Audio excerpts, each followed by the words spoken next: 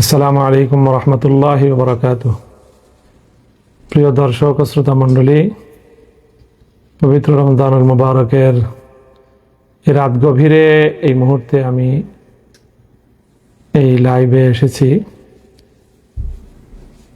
এটি তাৎক্ষণিক বিষয়ে প্রতিক্রিয়া ব্যক্ত করার জন্য।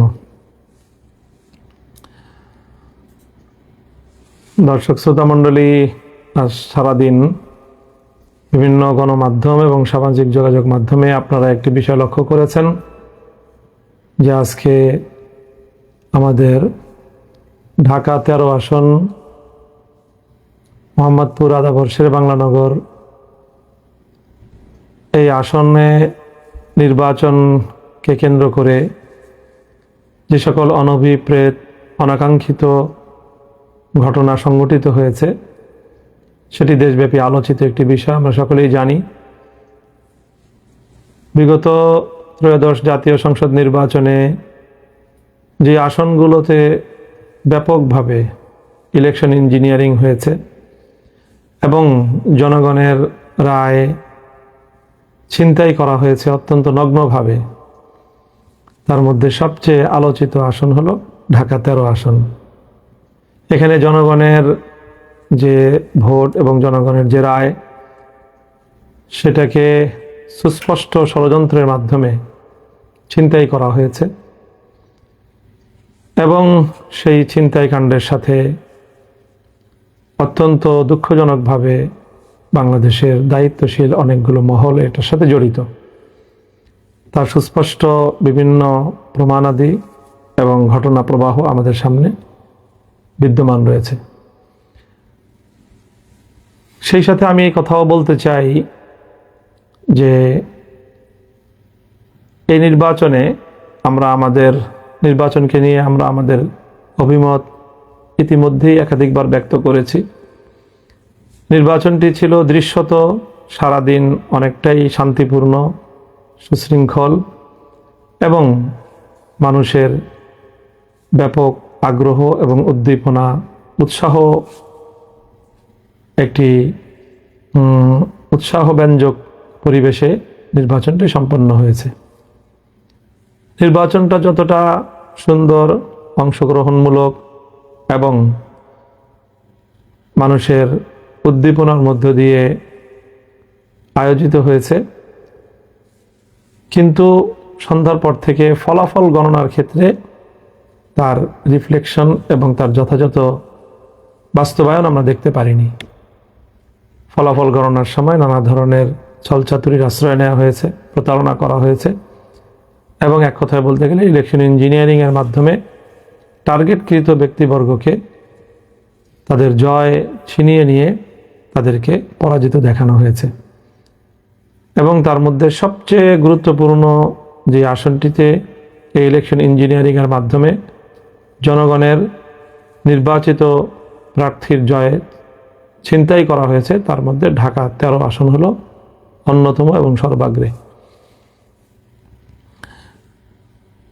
কিন্তু এখানেও সারাদিন দৃশ্যত নির্বাচনের পরিবেশ ছিল অনেকটাই শান্তিপূর্ণ এবং উৎসবমুখর।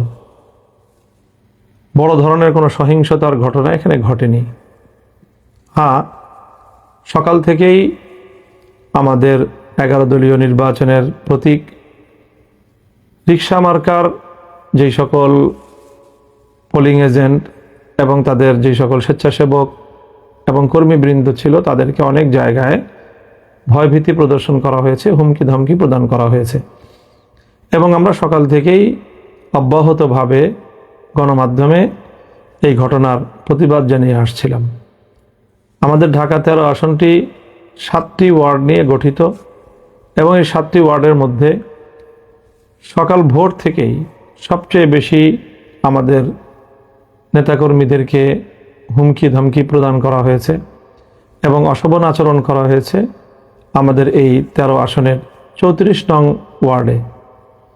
স্থানীয় বিএনপি নেতা রাজেশ খানের নেতৃত্বে এই জাতীয় কার্যকলাপ পরিচালনা করা হয়।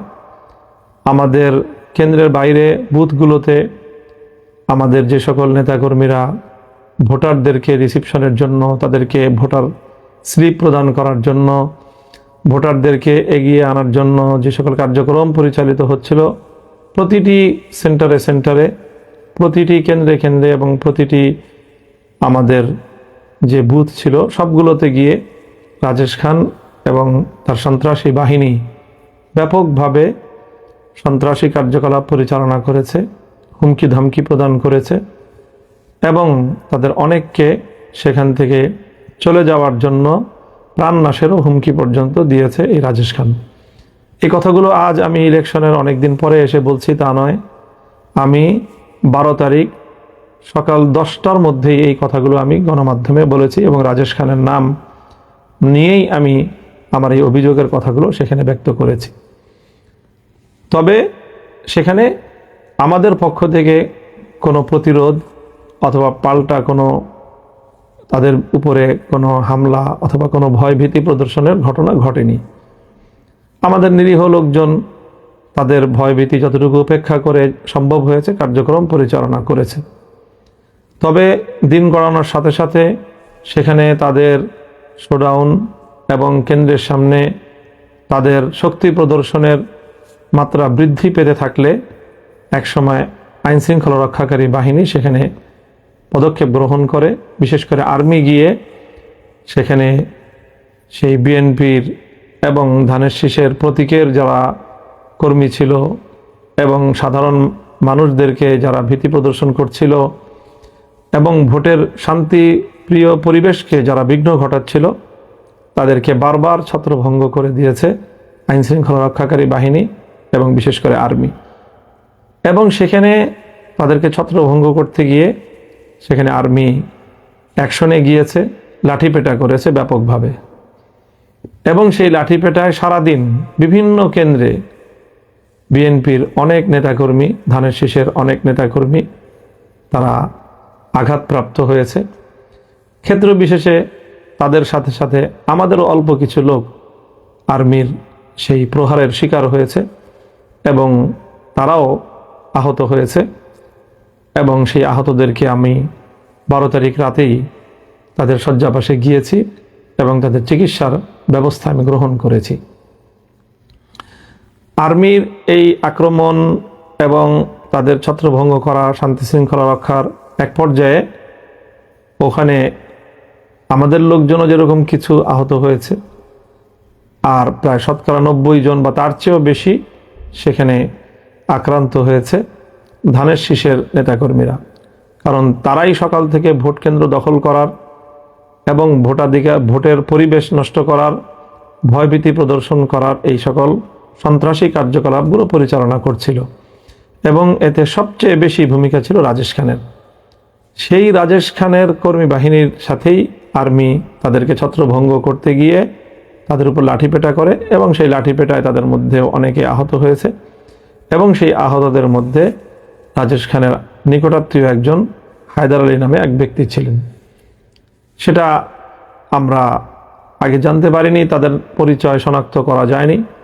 আজকে ধানের শীষের প্রার্থী হয়তো আগাম তারা অনুভব করেছিল যে হায়দার আলীর তার অবস্থা শোচনীয়, আর্মির লাঠিপেটায় গুরুতর আহত এবং আইসিইউতে সে সম্ভবত ভর্তি ছিল এবং আমরা আশঙ্কা করছি যে তার অবস্থা সংকটাপন্ন এবং তার মৃত্যু নিশ্চিত জেনেই সকালবেলা ধানের শীষের প্রার্থী একটি এখানে সিন ক্রিয়েট করেছে এবং আমাদেরকে বা আমাদের উপর এর দায় চাপানোর জন্য একটি নাটক মঞ্চস্থ করেছে এবং সেই নাটকের মাধ্যমে মূলত তাদের সন্ত্রাসী কার্যকলাপ, রাজেশ খানের এই দখলদারি, সন্ত্রাস এবং ভোট কেন্দ্র দখল করার তাদের এই প্রবণতা এবং তার প্রেক্ষিতে সেনাবাহিনীর পদক্ষেপের বিষয়কে আড়াল করার জন্য শাক দিয়ে মাছ ঢাকার একটি প্রবণতা হিসেবে হঠাৎ করে আজ ইলেকশনের এতদিন পরে এসে এই জাতীয় ঘটনার দায় রিক্সা মার্কার নেতাকর্মীদের উপর চাপানোর চেষ্টা করা হয়েছে। আমি মনে করি এটি একটি দূরভিসন্ধি এবং ষড়যন্ত্রমূলক ঘটনা। কিছুক্ষণ পূর্বে আমরা দেখেছি সামাজিক যোগাযোগ মাধ্যমে রাজেশ খানের এবং তার সহকর্মীদের মাধ্যমে তারা যেই সংবাদ প্রচার করেছে, সেখানে ওই হায়দার আলীর নিহত হওয়ার সংবাদ প্রচারিত হয়েছে। এবং আবারও তারা ওই শাক দিয়ে মাছ ঢাকার মতো মিথ্যাচার করে আর্মির হামলায় আহত হয়ে এবং শেষে নিহত ব্যক্তির এই ঘটনাকে তাদের সন্ত্রাসী কার্যকলাপ, রাজেশ খান তার নিজের অপরাধকে ঢাকা দেওয়ার জন্য সে আমাদের উপর এর দায় চাপানোর অপচেষ্টা চালিয়েছে। আমরা এই অপচেষ্টার তীব্র নিন্দা জানাই এবং সেখানে স্বাভাবিকভাবেই সিসিটিভি ফুটেজ থাকার কথা প্রতিটি কেন্দ্রকে সামনে রেখে সেখানে কি ঘটনা ঘটেছিল, সেনাবাহিনী কেন তাদের উপর হামলা চালিয়েছিল, আমাদের কাছে একাধিক প্রত্যক্ষদর্শীর বরাতে এই সংবাদ এসেছে যে সেই দিন রাজেশ খান এবং হায়দার আলী তারা আর্মিকে চ্যালেঞ্জ করেছিল এবং আর্মিকে তারা সেখান থেকে হুমকি ধমকি দিয়ে আর্মির সাথেও অসদাচরণ করার প্রেক্ষিতে আর্মি তাদের উপরে চড়াও হয় এবং তারা আর্মির দ্বারা লাঠিপেটার শিকার হয় এবং সেই ঘটনারই প্রেক্ষিতে এই মর্মান্তিক বিয়োগান্তক ঘটনাটি ঘটে যায়। কোনো মানুষের প্রাণহানি এটি অবশ্যই আমাদের সকলের কাছে অত্যন্ত মর্মান্তিক একটি বিষয়, দুঃখজনক একটি বিষয়। আমরা এই নিহত ব্যক্তির হায়দার আলীর মৃত্যুতে গভীর শোক প্রকাশ করছি এবং এই ঘটনার যথাযথ সুষ্ঠু তদন্ত সাপেক্ষে যারা তাদেরকে নিয়ে এই সন্ত্রাসী কার্যকলাপ করেছিল, ভোট কেন্দ্র দখল করার পায়তারা চালিয়েছিল, মহড়া দিয়ে ভীতি সৃষ্টি করার এবং আতঙ্ক সৃষ্টি করার অপতৎপরতা চালিয়েছিল, তাদের বিরুদ্ধে যথাযথ তদন্তের মাধ্যমে প্রকৃত ঘটনা উদ্ঘাটন করার দাবি জানাই এবং সেই সাথে কেন এইভাবে আঘাত করা লাগলো বা হলো, এর সাথে দায়ী কারা, সিসিটিভি ফুটেজের যথাযথ উদ্ঘাটনের মাধ্যমে এই ঘটনা যেন জাতির সামনে স্পষ্ট করা হয়। এখানে একদিকে আমরা তাদের বিরুদ্ধে ইতিমধ্যে ইলেকশন ইঞ্জিনিয়ারিংয়ের অসংখ্য তথ্য প্রমাণ আমাদের কাছে বিদ্যমান থাকার প্রেক্ষিতে বিষয়টি নিয়ে আমরা যেমনিভাবে নির্বাচন কমিশনের কাছে আমাদের অভিযোগ দায়ের করেছি, সে একই সাথে আমরা এই বিষয়গুলো নিয়ে আমাদের আইনানুগ যাবতীয় পদক্ষেপ গ্রহণ করার আমরা পর্যায়ক্রমিক পদক্ষেপের মধ্যে রয়েছি, প্রক্রিয়ার মধ্যে রয়েছি।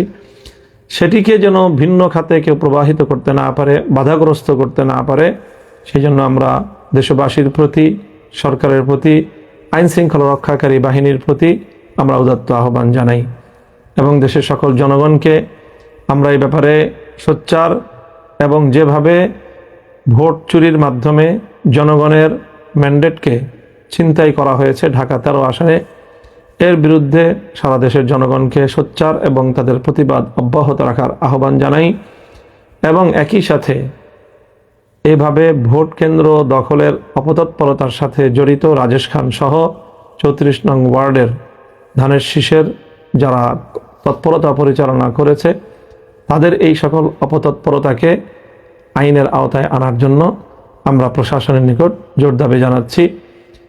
আমরা চাই যেভাবেই হোক, যে প্রক্রিয়ার মাধ্যমেই হোক, একটি সরকার প্রতিষ্ঠিত হয়েছে, দেশ দীর্ঘ সংগ্রামের মধ্য দিয়ে একটি নির্বাচন পরবর্তী বাংলাদেশে একটি নতুন সরকার ক্ষমতাসীন হয়েছে। আমরা এই সরকার যথাযথভাবে কার্যক্রম পরিচালনা করুক, সেটা আমরা চাই।